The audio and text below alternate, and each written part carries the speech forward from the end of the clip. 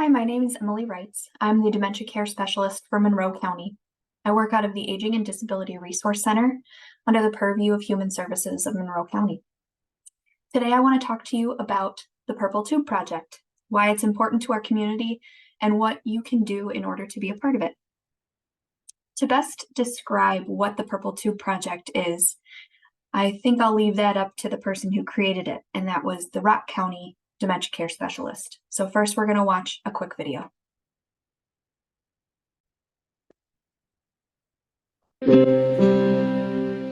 There's one face this chief will never forget.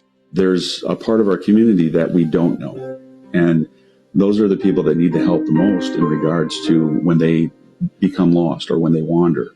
2 years ago, a town of Beloit resident wandered away to Grant County. We had ice storms and everything like that, and he was found in a wooded area deceased. A tragic ending Chief Ron Northrop still can't accept. That really hit me hard because I was really close to the family, and I knew that something needed to be done. That something became a collaboration with Corey Marsh. Right now, there's about 3,400 people in Rock County that have a memory problem that's been diagnosed. And of those, about 70% of those actually live in their own home. The Aging and Disability Resource Center of Rock County's dementia specialist developed the Purple Tube. Well, it's a safety plan. We really focused on it being available for an emergency, but we try to make the plan when it's not an emergency situation. Each Purple Tube contains an important piece of paper. It's the client's safety plan, and it features important information, much more than just a diagnosis of dementia. Are there things that may upset this person, and how do you recognize when they're upset? What's going to help them feel better if they're having a bad day? How can we redirect the person with the memory problem? Last year, all Rock County law enforcement and first responders went through Purple Tube training. The Purple Tube is kept in a place that law enforcement and first responders are going to know. 911, what's your emergency? In the town of Beloit, police took the project one step further. That residence is flagged in regards to having a Purple Tube, so that information goes out to law enforcement and also EMS right away. With 50 in circulation, other Wisconsin communities plan to copy Rock County's effort. As far as growing the way that it has, and the interest that it has actually come out of it. I'm very proud of the program. I know that it's going to definitely help families throughout the state. Because Chief Northrop knows this. That's the job that we do. We're here to help our citizens, to make sure they're safe. Catherine Larson, Spectrum News. So that's what we aim to do here in Monroe County as well. We want to make sure that we are successfully helping our residents who are living with dementia. And we want to make sure that we're appropriately approaching them in crisis situations.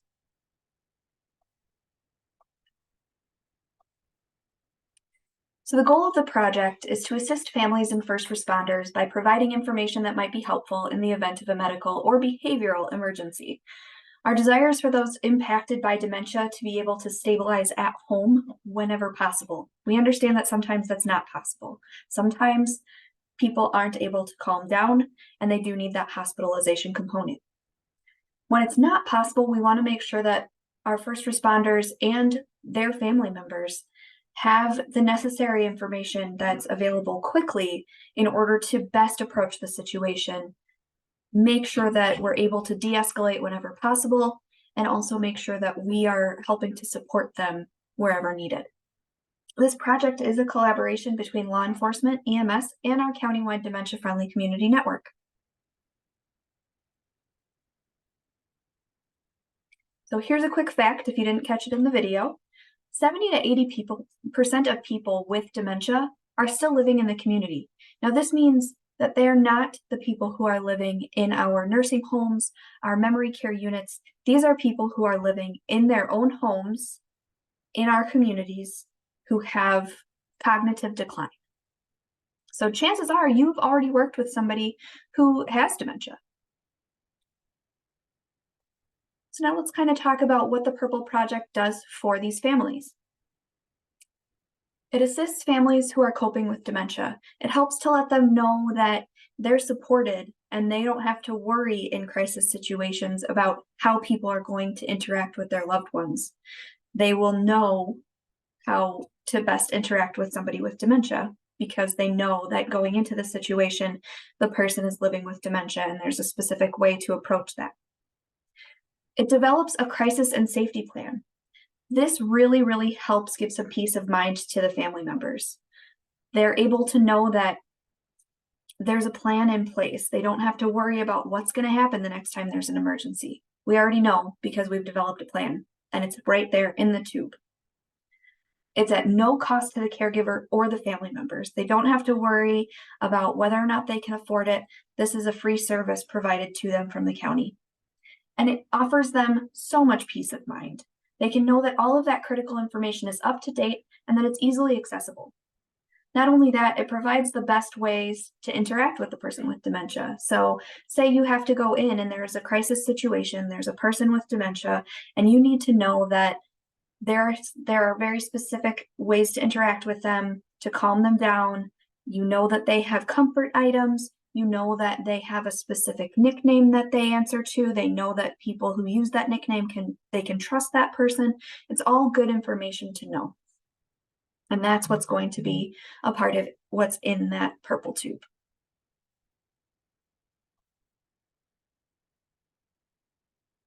So now we're going to go ahead and watch a YouTube video. This was provided by Milwaukee County, and it shows the differences between interacting without knowledge and interacting with appropriate knowledge.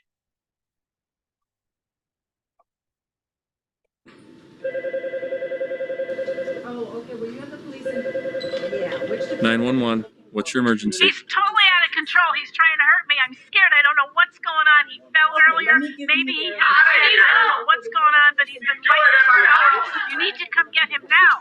Are there any weapons in the home? He's totally out of control. He has dementia, but this isn't what he's normally like. I don't know what's going on. What are you doing in here? Get out of this house! Get out of here! What? I don't know who you are. Stop it! Stop! Stop it! Go Stop. sit down! What are you? Jeez! What are you doing? Get out of my house! Who are you? What are you doing out there? What's going on? Who are you? What are you coming into my? Oh my God! What are you doing here? Sir, sit down. What? I don't even know who you are. Let me out of here. What are you? What are you? Oh my God! Hey, what are you doing? My God! What the heck are you doing? I can't believe this. Who are you people? What the hell are you doing? What the hell is this? I don't know you people. Get out! For God's sake! What are you doing to me? I can't believe it. I don't believe you're doing this. Let me out of here. Let me out of here. Let me out of here. What the hell? Calm down.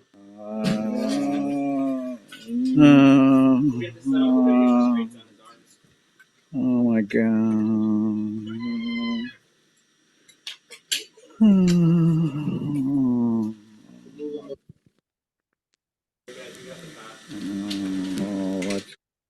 Oh my God.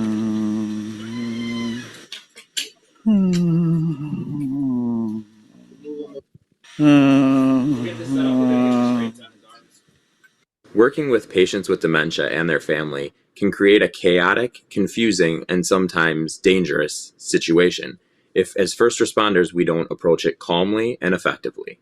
By taking a few extra minutes, being transparent about the care we're about to provide, and offering choices, we can create a safer environment for us to work, as well as a happier and safer environment for the patient and their family.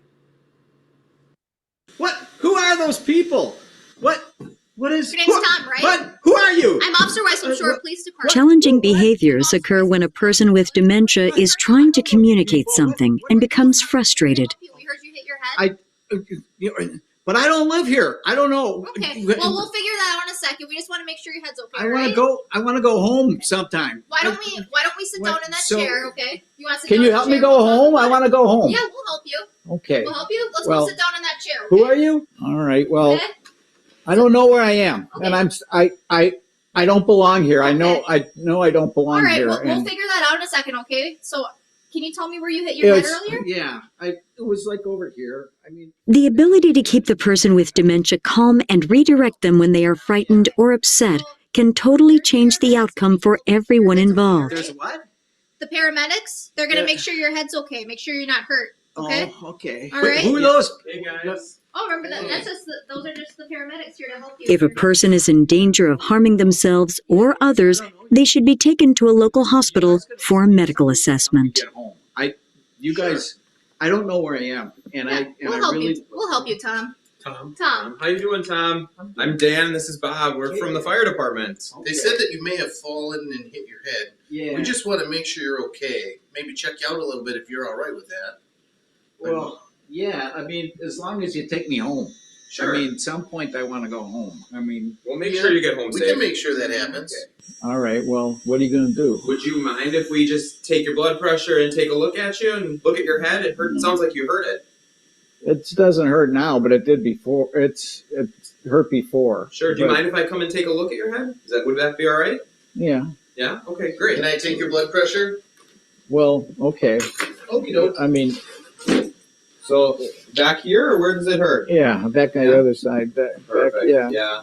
Yeah. You have a little bit of a bump there, but we'll definitely get you to the doctor if you're okay with that, and get you looked at, and then make sure you get home. Does that sound good? As long as you get me home. I mean, Yeah, definitely. you guys, I'm scared. I haven't been. For more assistance with caring for your loved one or a client with dementia, please call your local Aging and Disability Resource Center. All right, so now, obviously not every situation is going to go as smoothly as that one, especially when you're dealing with someone who's in crisis, someone who could be injured. You know, people will react the way that people react, and oftentimes we forget ourselves when we're in a crisis situation, and that's no different for a person who's living with dementia. However, knowing how to best interact with them is going to potentially help de-escalate the situation and keep from causing undue trauma that will later potentially keep them from feeling safe when interacting with law enforcement or EMS in the future. So what are some things that the Purple Tube will include? The Purple Tube is going to include a safety plan for medical or behavioral emergencies for those with dementia. It's also going to include a brief medical history, all of which has been given the release of information signed by that person or their power of attorney or guardian. It's also going to have a reminder to include a medication list, because the person who is the care partner who is taking care of that is going to be the one who includes all of that information. It's going to have emergency and non-emergency contacts, a release of information so that content can be shared and continuity of care respected. It can be shared with first responders, emergency rooms, and other crisis personnel. There will be updated photos and a copy of the healthcare power of attorney, if indeed there is one.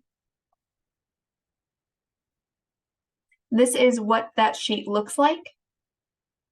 And if you ever have any questions on how to get one of these, or if there needs to be one as an example in your office, please feel free to contact me at the ADRC, and I would be happy to give you that information.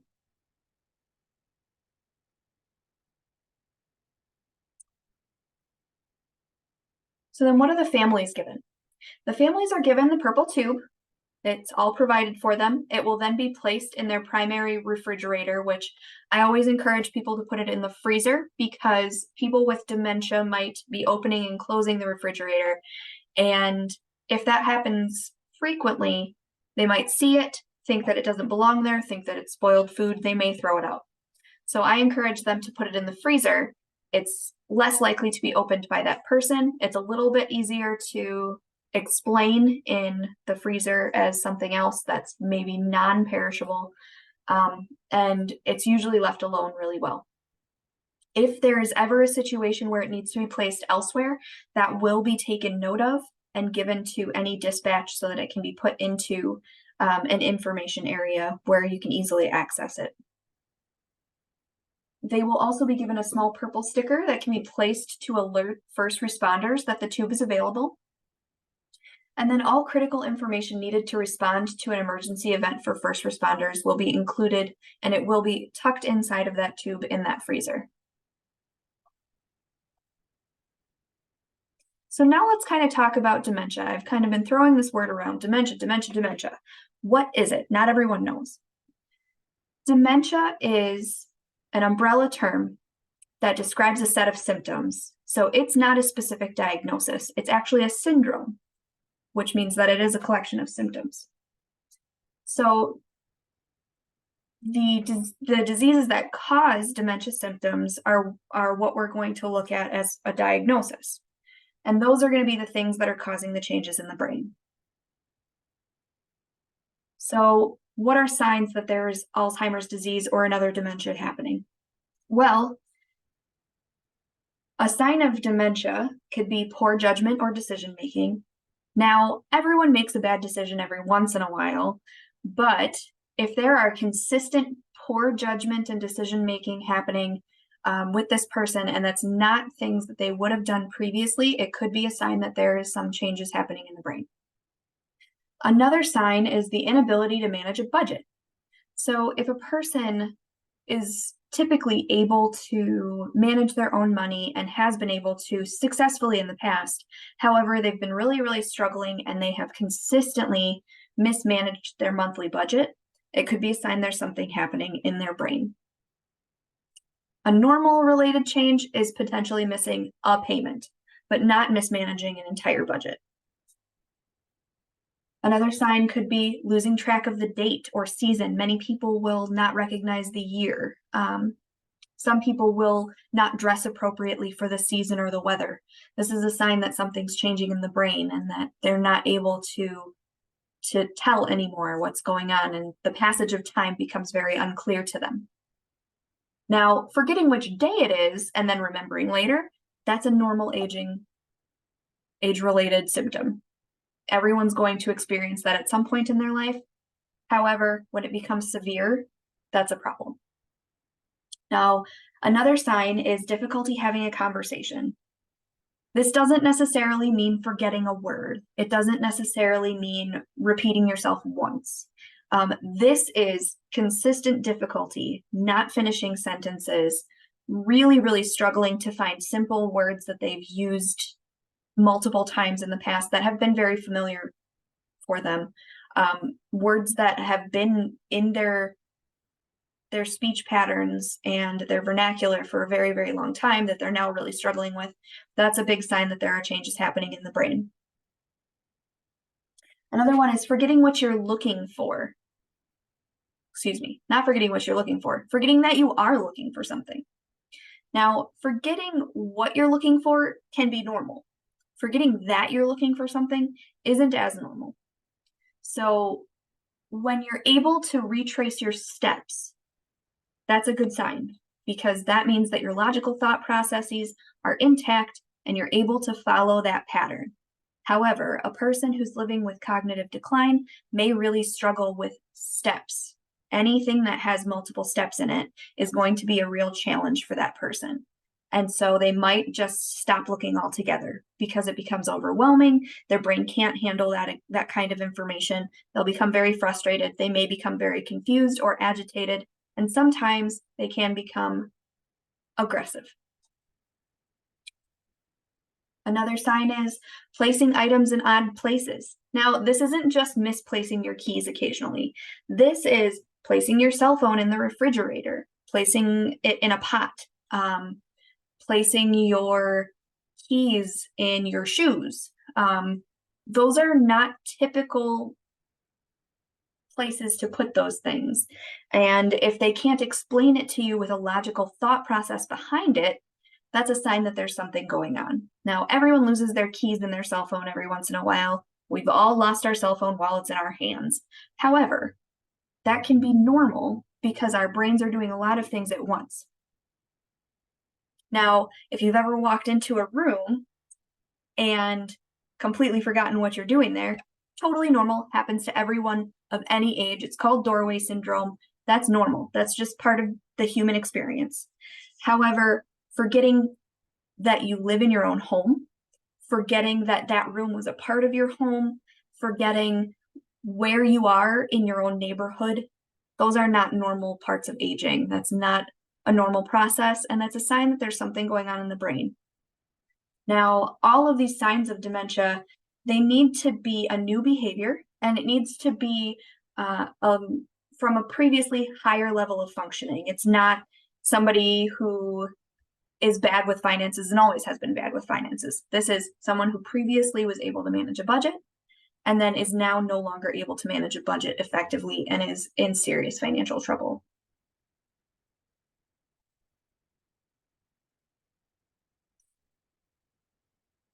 So as I mentioned before, I am the dementia care specialist for Monroe County, and some of the things that I do are crisis planning with individuals and families who are living with dementia. I help create dementia-friendly communities with education and outreach and support. I do family coaching and support. This includes creating care plans and action plans for people. I do ongoing support and support groups with people. I currently facilitate about 3 or 4 support groups. I also am able to do community memory screening. I am certified to do the Montreal Cognitive Assessment, and I'm able to share that with permission from the people who partake in those screenings. I'm able to share that with doctors, provided that they give me the okay to do that. I also engage in social opportunities and memory cafes. So memory cafes are an opportunity for people who are living with dementia and their care partner to go into a group setting and enjoy some time, an activity, a meal with others who are also experiencing those challenges in their lives. It offers normalization to their day. It offers some routine because we have it monthly, and it also offers support for them and their loved ones. They can talk with each other, talk about problem solving, about shared experiences, all kinds of things, and people who go really seem to benefit from that. I also do education and outreach. If you ever want to learn more about dementia, our communities, and how it affects everybody, I'm more than happy to meet with you, and we can definitely talk about that, answer any questions you might have. If I can't answer those questions, I would be more than happy to find those answers for you as well. Now, what are some of your local resources? We have the Aging and Disability Resource Center, where I am housed. We are in the old Gunderson building in Sparta, across from St. Pat's Catholic Church. We also have Adult Protective Services. There is our crisis is through Northwest Connections. And then there's also myself, the dementia care specialist. If you have any questions or you want more information, you can contact us at the Aging and Disability Resource Center of Monroe County here in Sparta. And you can call me or our front desk at 608-269-8690. And I thank you so much for your time today. I hope you have learned something. If you have any questions, please do feel free to reach out. And thank you so much.